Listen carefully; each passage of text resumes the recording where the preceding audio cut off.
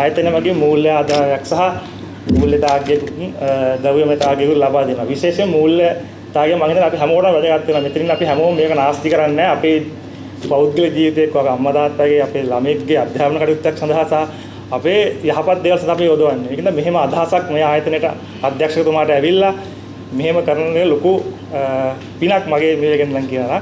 එහෙම අපිට මෙහෙම අවස්ථාවක් දීලා ඒක අඛණ්ඩව පවත්වාගෙන යාම සම්බන්ධව අධ්‍යක්ෂකතුමාටත් ඒ වගේම කළමනාකාර අධ්‍යක්ෂකතුමාටත් කළමනාකාරීත්වයට බොහොම ස්තුතිවන්ත වෙනවා. මුලින්ම කියන්න ඕනේ උපන්දිනය සමරන හැමෝටම සුබ උපන්දිනයක් කියලා ප්‍රාර්ථනා කරනවා.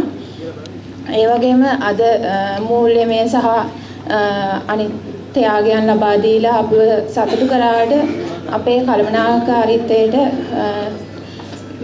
හෘදයාංගම ස්තුතිය ප්‍රකාශ කරනවා.